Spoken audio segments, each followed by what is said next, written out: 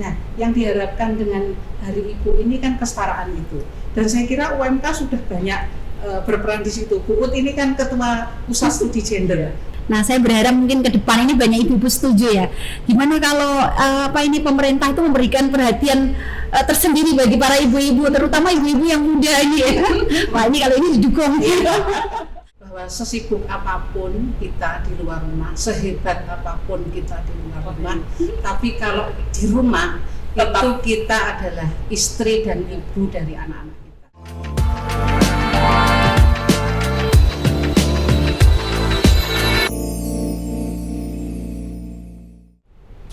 Petikan puisi Sajak Ibunda karya W.S. Rendra. Mengingat ibu, aku melihat janji baik manusia. Mendengar suara ibu, aku percaya akan kebaikan manusia. Melihat foto ibu, aku mewarisi naluri kebaikan alam semesta. Berbicara dengan kamu, saudara-saudara, aku pun ingat bahwa kamu juga punya ibu.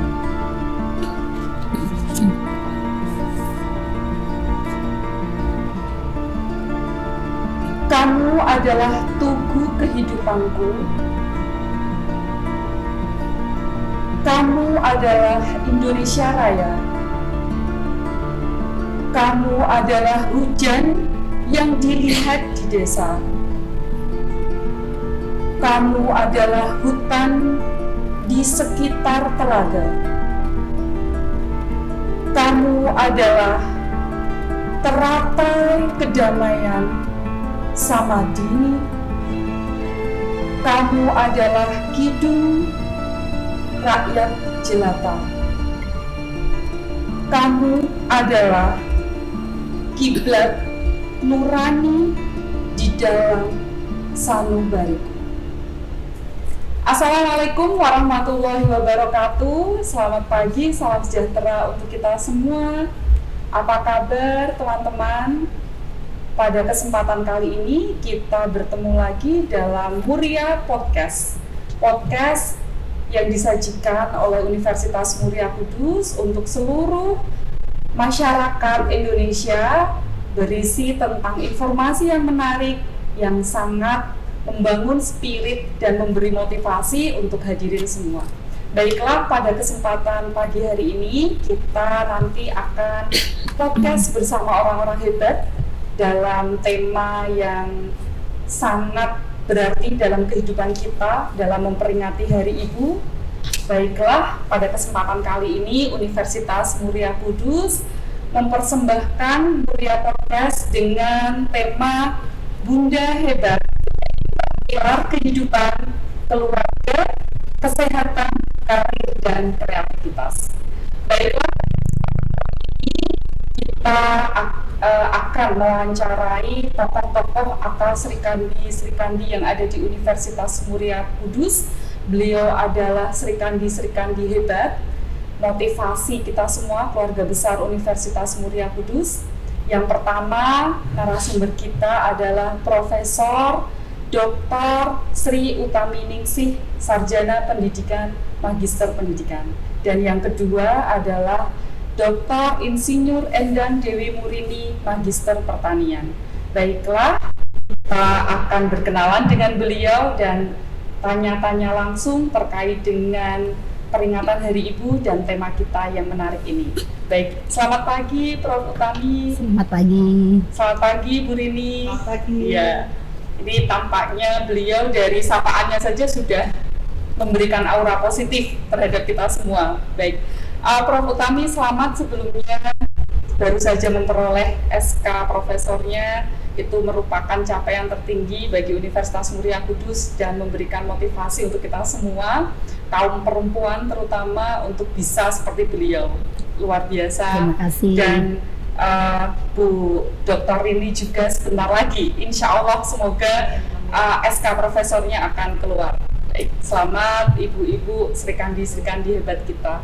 Baiklah Ibu, pada kesempatan kali ini kita nanti akan ngobrol terkait dengan peringatan Hari Ibu, bagaimana peran bunda-bunda hebat ini di dalam kehidupan, di dalam keluarga, di masyarakat sekitar, dan khususnya di Universitas Muria Kudus dan sekitar kita semua gitu.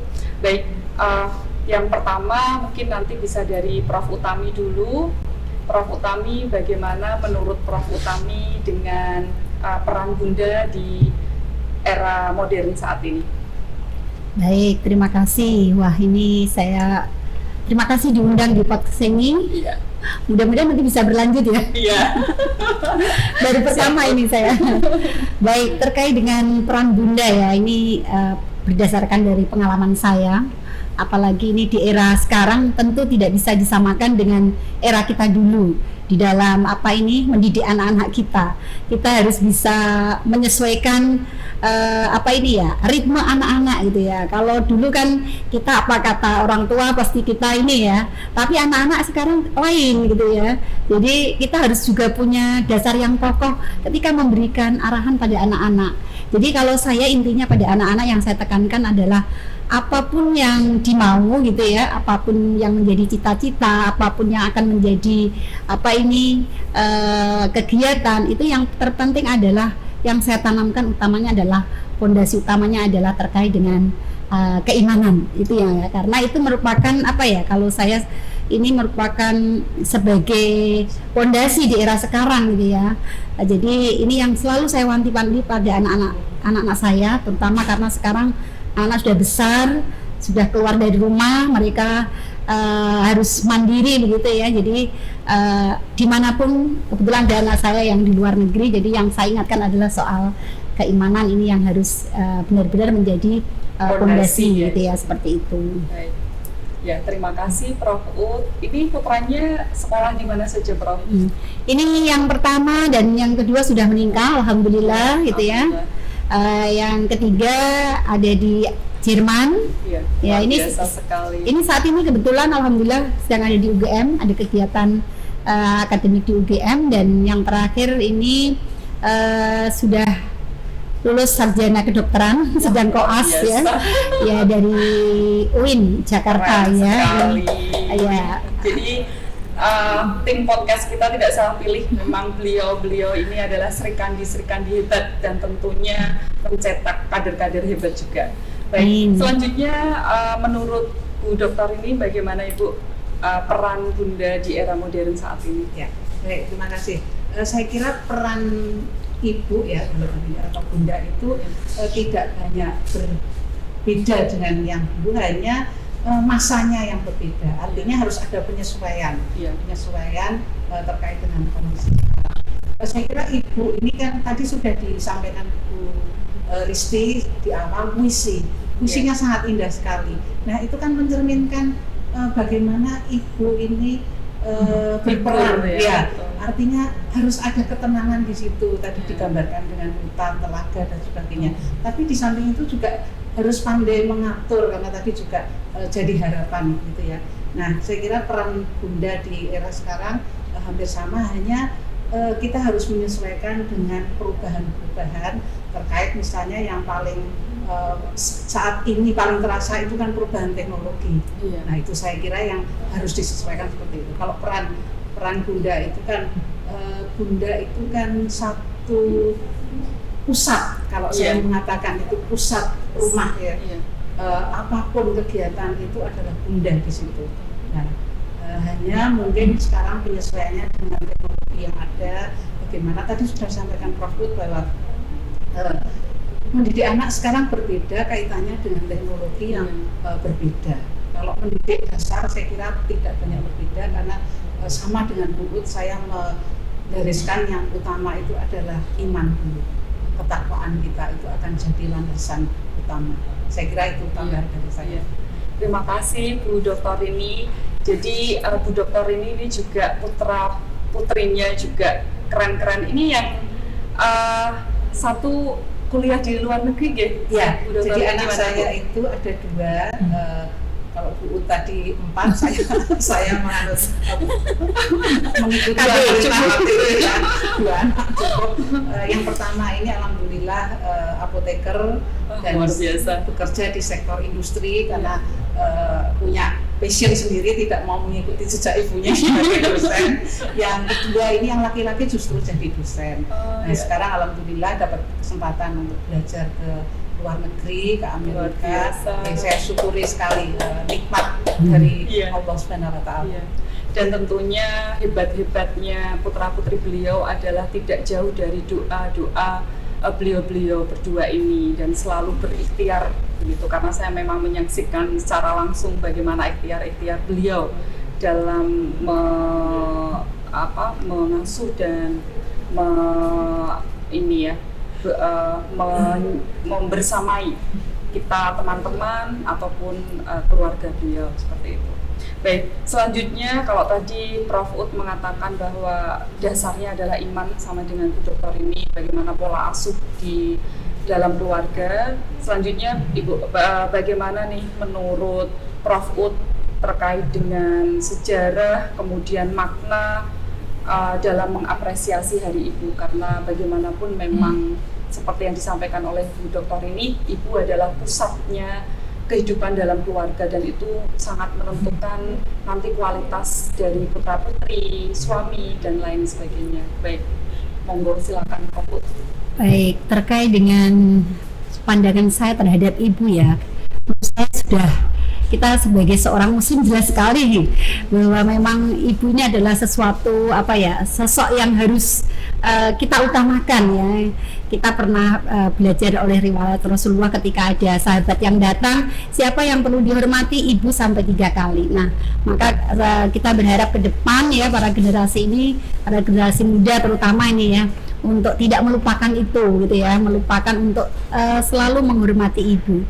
Tentang terkait dengan penghormatan Hari Ibu, kalau menurut saya ya, kita akan melihat dari mana segmen ibu itu, dari mana dulu gitu ya. Kalau saya mungkin karena saya terbiasa ke desa gitu ya, jadi dalam konteks peringatan Hari Ibu saya lebih banyak melakukan introspeksi gitu, melihat kondisi ibu-ibu yang ada di luar itu. Ternyata banyak sekali mereka yang masih berjuang dalam tataran masih terkait pemenuhan kebutuhan dasar. Mungkin kalau kita yang ada di dalam dunia akademisi ini nggak ada masalah, tapi ternyata banyak ibu di sisi sana itu ya, yang berjuang untuk agar anaknya bisa memperoleh pendidikan, kemudian agar anaknya nanti setiap hari bisa makan, kemudian bagaimana masih memikir terkait dengan kehidupan rumah yang layak dan sebagainya. Itu menurut saya perlu dipikirkan. Selama ini mungkin dalam tataran konteks akademisi, kita kalau mungkin selama ini kita memperjuangkannya kan terkait dengan bagaimana meningkatkan wawasan seorang ibu begitu ya, lewat forum seminar dan sebagainya. Itu juga bagus gitu ya. Tapi tadi mungkin segmen ke bawah tadi, ibu-ibu yang ada di bawah itu juga perlu disentuh dan diperjuangkan. Karena kalau tidak kita siapa? Nah, ini saya berharap kepada teman-teman dosen gitu ya, kemudian juga para aktivis untuk banyak menjadikan kajian ibu-ibu yang ada di sektor tadi, agar bisa paling tidak meningkat kualitas sebagai seorang ibu gitu ya. Saya pernah ya ke suatu daerah begitu, ada seorang ibu gitu ya, yang menurut saya biasa aja dari sisi penampilan ya, tapi ketika kita ajak berbicara terkait dengan bagaimana peningkatan mungkin pendidikan anak, dia bisa berpandangan luas gitu di satu sisi, tapi di satu sisi ternyata ketika kita juga menemukan seorang ibu, dia dalam konteks kepasrahan gitu ya. Jadi banyak sekali sebetulnya ibu-ibu di luar sana yang membutuhkan perhatian dari kita semua gitu ya, yang mungkin selama ini kalau pemerintah mungkin bilangnya sudah tersentuh dan sebagainya, tapi ternyata juga banyak sekali yang masih memerlukan perhatian. Jadi untuk apresiasi Hari Ibu, bolehlah kita mengadakan acara-acara yang bersifat ilmiah, akademis gitu ya, tapi kita juga perlu tadi mungkin kita turun ke bawah gitu, sekali-sekali PKN kita gitu ya, bagaimana menyentuh para ibu-ibu yang ada di ini, yang ada di tataran ke bawah tadi. Mereka akan senang berbagi dengan kita kunjungi itu, mereka senang sekali ya. Ini saya mohon berharap kepada teman-teman untuk menyentuh tadi ibu-ibu yang berada di sektor bawah tadi gitu. Ya benar sekali Bu. Jadi setidaknya ketika kita hadir di tengah mereka saja, memberikan pendampingan atau sekadar menyapa bersama begitu, duduk bersama saja, mereka sangat bahagia sekali ya. Tentu itu memberi motivasi tersendiri bagi mereka untuk bahwa kita ini diperhatikan oleh sesama ibu-ibu yang mereka mungkin selama ini tidak pernah dapatkan begitu. Iya. Terima kasih luar biasa Prof. Uut. Bagaimana menurut Bu Dokter ini terkait dengan tadi? Untuk Hari Ibu ya. Iya, apresiasinya. Jadi yang sudah disampaikan Bu tadi saya kira juga perlu kita perhatikan. Namun saya memandangnya dari sisi yang berbeda, meskipun sama sebenarnya kaitannya. Jadi kalau kita melihat bahwa sejarah Hari Ibu itu kan hampir 1 abad yang lalu ya, 22 Desember tahun 28 itu, pada saat itu sudah dicanangkan kesetaraan laki-laki dan perempuan. Bukan berarti bahwa kita para wanita itu harus menjadi laki-laki, tidak seperti itu, berperan penuh sebagai laki-laki, tidak. Tapi yang diharapkan adalah kesetaraan itu.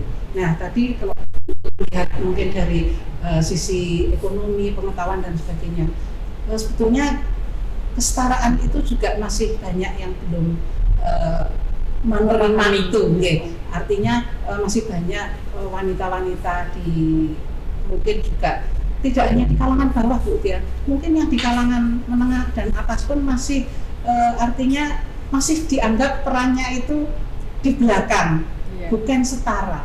Nah, yang diharapkan dengan Hari Ibu ini kan kesetaraan itu, dan saya kira UMK sudah banyak berperan di situ. Bu Uut ini kan ketua pusat studi gender. Nah itu saya kira sudah banyak mengolah gitu. Tapi mungkin masih banyak juga perempuan-perempuan yang masih dianggap sebagai kalau konco wingking gitu ya. Jadi perannya itu tidak sejajar. Padahal sekarang ini kan sudah agak berbeda. Nah tapi juga para perempuan juga harus menyadari bahwa fungsi utamanya itu ya dia sebagai ibu, sebagai istri, itu tidak boleh dilupakan. Jadi kalau saya melihat ini kesetaraan ini memang masih harus terus digarap gitu ya, terus digarap karena ada yang belum mencapai kesetaraan itu. Nah tentu saja tadi peran ibu juga jangan dilupakan. Ya, artinya kita tidak harus menggantikan peran bapak-bapak kok. Ya, kita hanya kesetaraan bersama-sama untuk mengurus rumah tangga, mengurus anak-anak dan seterusnya. Artinya pendapat ibu itu juga harus didengarkan. Tapi saya kira sekarang eranya sudah berubah nih Bu Risti. Kalau kita melihat sekarang ini kan justru banyak perempuan itu yang bekerja di luar rumah. Kadang-kadang justru banyak bapak-bapak itu yang bekerjanya di dalam rumah. Sekarang kan sudah berbeda gitu. Nah, saya kira perempuan atau istri ini harus pandai-pandai menempatkan diri dalam hal dia harus bekerja di luar rumah lebih banyak dibandingkan dengan bapak-bapak. Maka peran sebagai istri itu harus tetap dipertahankan atau dipegang teguh, gitu ya. Artinya memang kewajibannya adalah merawat, mengasuh, kemudian membuat rumah tangga itu menjadi nyaman dan tentram. Ya, itu luar biasa. Bisa menambahkan Bu? Silakan Bu. Iya. Terkait dengan peran ibu ini ya, kalau saya lihat di Indonesia ini peran ibu ini kan luar biasa ya dalam rangka menyiapkan generasi bangsa. Nah, saya berharap mungkin ke depan ini banyak ibu-ibu setuju ya. Gimana kalau pemerintah itu memberikan perhatian tersendiri bagi para ibu-ibu, terutama ibu-ibu yang muda ini ya. Wah, ini kalau ini didukung.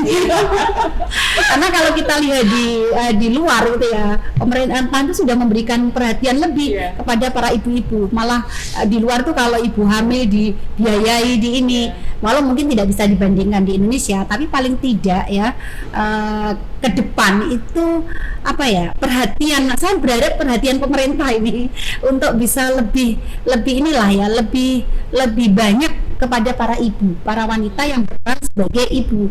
Bagaimanapun kan mereka punya peran sentral di dalam sebagai pilar bangsa ini. Jadi perlu juga mendapat perhatian. Selama ini kan program-program pemerintah itu lebih banyak menyentuhnya itu misalnya saja pemberdayaan perempuan ini kan lebih banyak ke organisasi ini. Gimana kalau langsung ke ibu-ibu gitu loh. Kalau ini ada program, misalnya ada program untuk ibu-ibu rumah tangga gitu ya, khusus gitu loh Bu, dari pemerintah pusat gitu lah, seperti itu. Atau mungkin pemerintah daerah karena ini eranya otonomi juga ya. Dan pemerintah di desa, sekarang kan desa banyak anggaran itu dianggarkan dari pemerintah pusat. Nah, ini saya lihat masih sedikit sekali pemerintahan di tingkat desa itu mengalokasikan untuk para ibu-ibu ini gitu ya. Saya sering kalau ketemu Pak Lurah itu begitu memberi masukan, Pak ini gimana lah dianggarkan khusus ibu-ibu gitu ya. Iya, karena mereka juga butuh juga gitu ya. Kita harus bisa melihat bahwa ibu ini dimanapun posisinya, mereka adalah tadi menyiapkan para generasi bangsa yang juga perlu mendapat perlakuan yang lebih gitu ya, seperti itu. Luar biasa sekali Prof. Bu Dokter ini. Jadi memang ini ya Bu, sekali lagi yang disampaikan oleh Bu Dokter ini bahwa perempuan memang sebagai pusat kehidupan. Kalau saya mengatakan bahwa maju dan tidaknya suatu bangsa juga bergantung pada perempuan-perempuan atau ibu-ibu di negara tersebut, begitu luar biasa. Jadi memang kalau kita melihat tadi seperti yang disampaikan oleh Prof. Uut, memang ini ya Bu, ada alokasi dana khusus dari Pemdes untuk ibu-ibu rumah tangga. Bedanya Pemdes sampai pusat. Oh ya, luar biasa.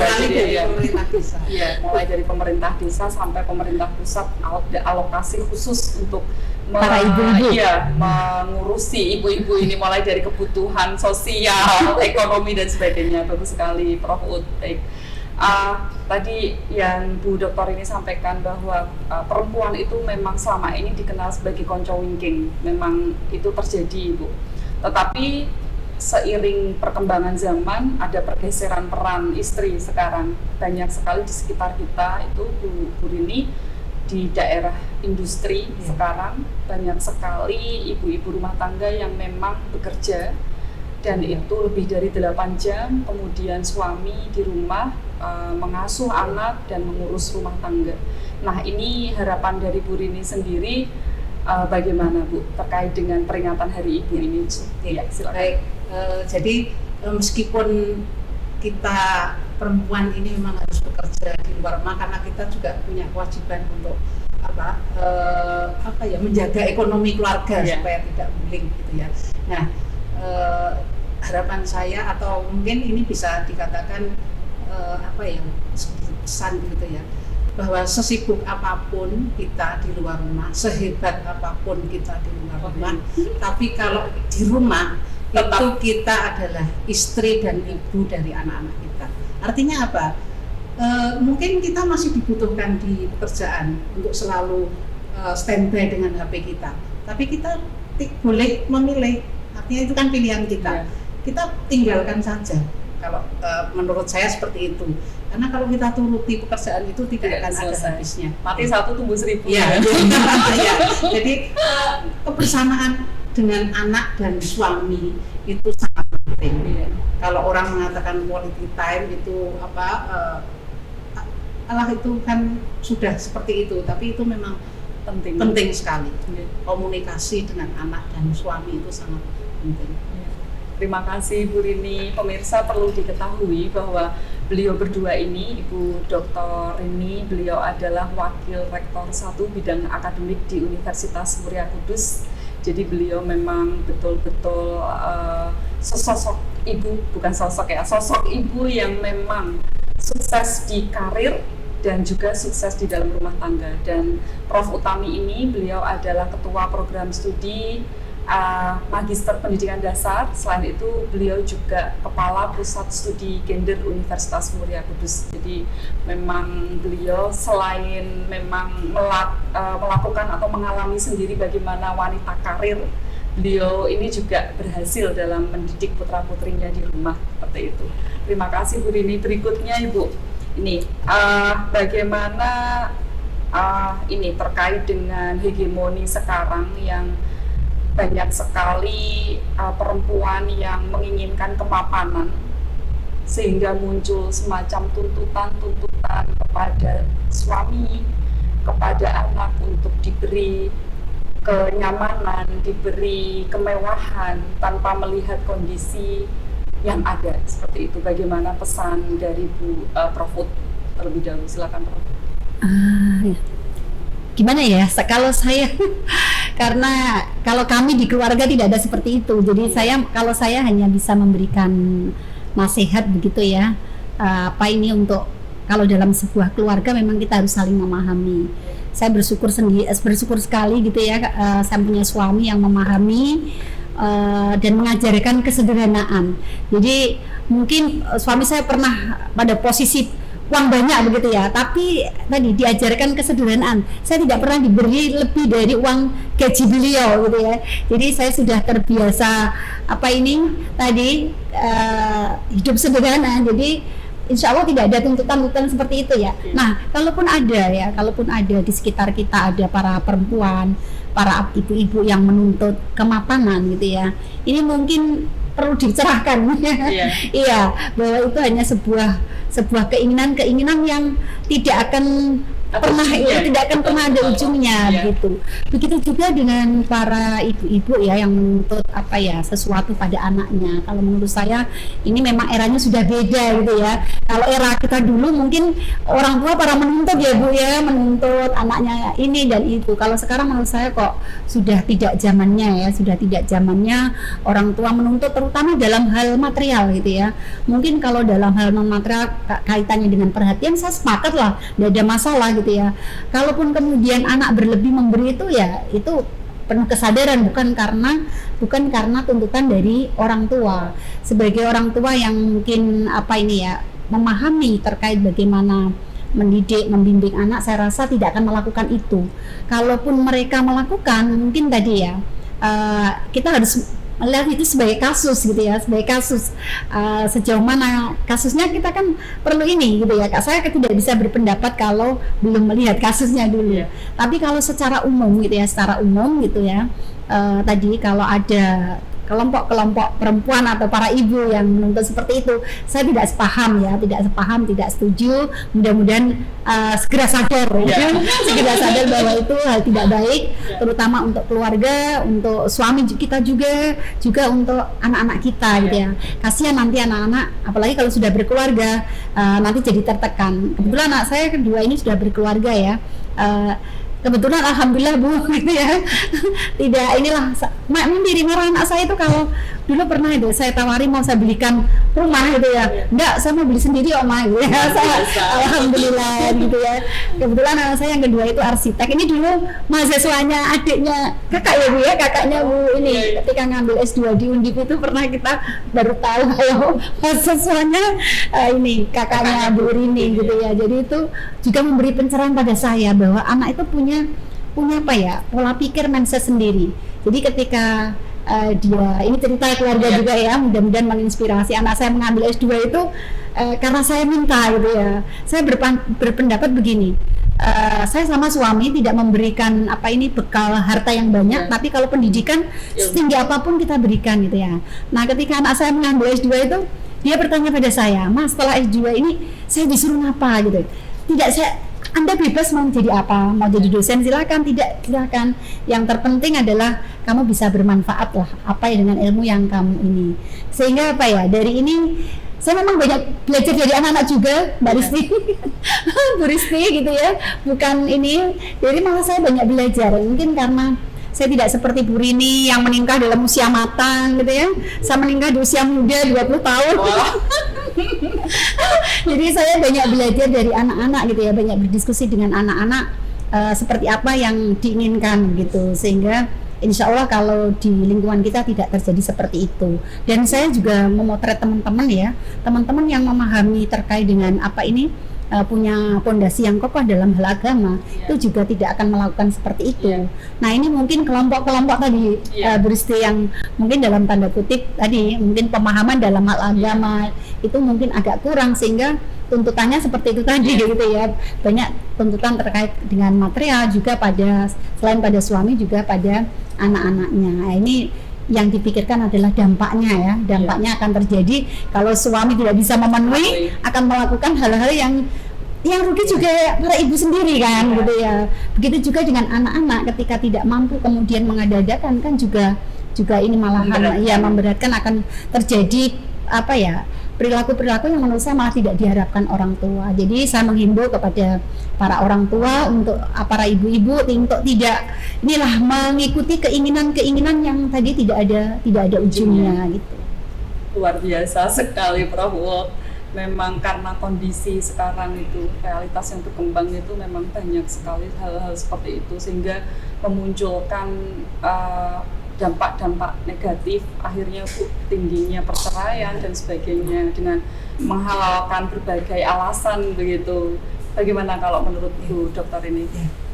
Yang pertama adalah kita pada saat kita berikrar untuk bersama sehidup semati ya, itu kan sudah ada komitmen bahwa kita akan bersama dalam suka dan duka. Nah itu harus diterima oleh semua, oleh kedua belah pihak.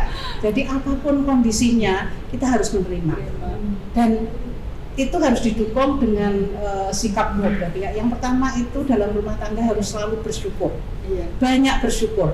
Apapun yang terjadi itu kita syukuri bahwa itu adalah karunia, atau mungkin kalau kita sedang diuji itu adalah semata-mata dari Allah. Itu yang pertama, bersyukur.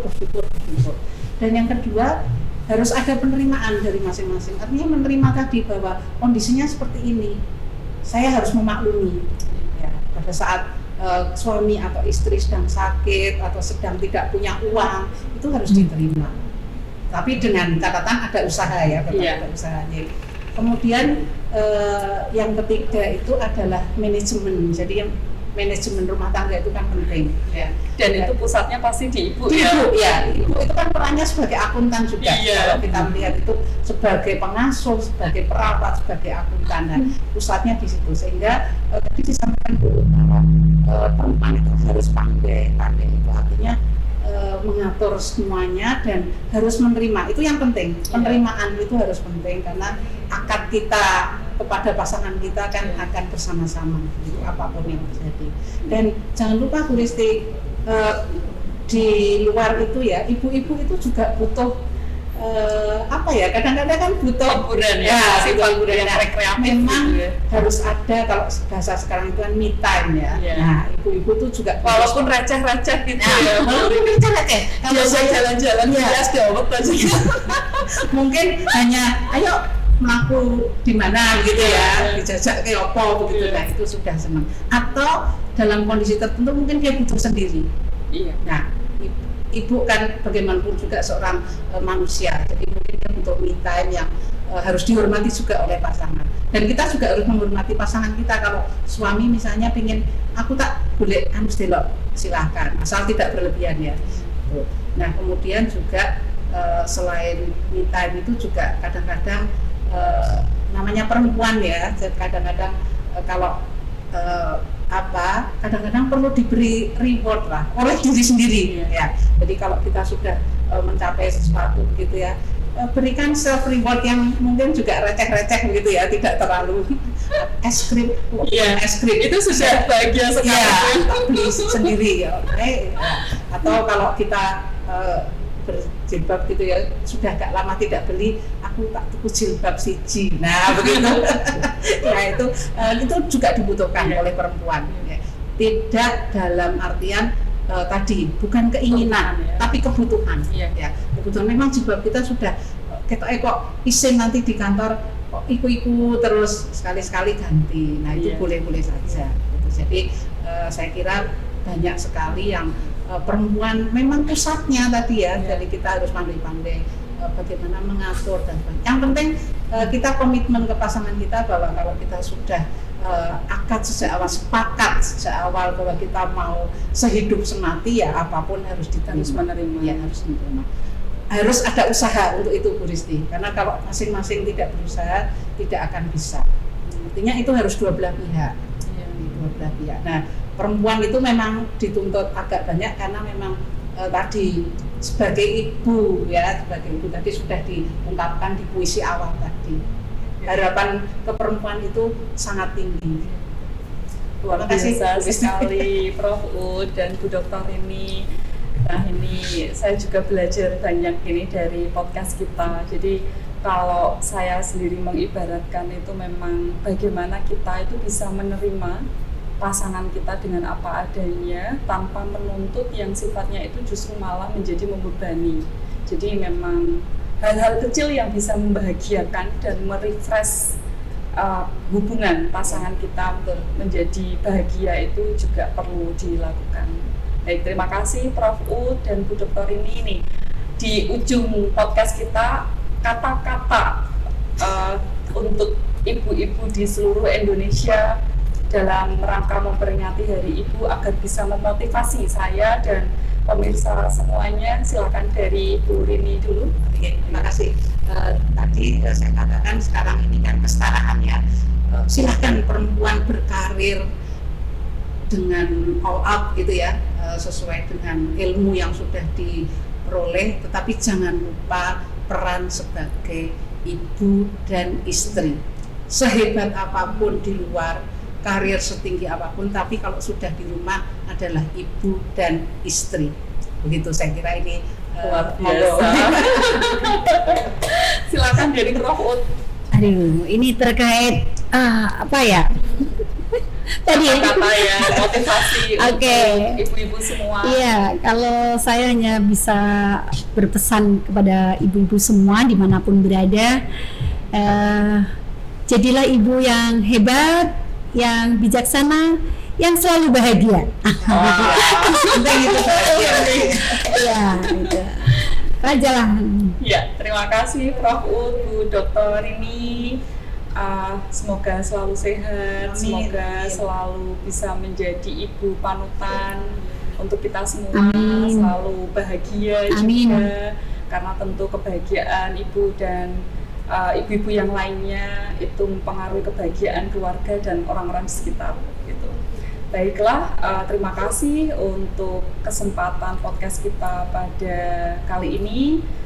Mohon maaf jika kami ada kekurangan, kehilafan. Sampai bertemu dalam acara Muria Podcast yang akan datang. Dan tetap sehat, tetap bahagia, jangan lupa tersenyum. Sekian. Assalamualaikum warahmatullahi wabarakatuh. Waalaikumsalam warahmatullahi wabarakatuh. Terima kasih.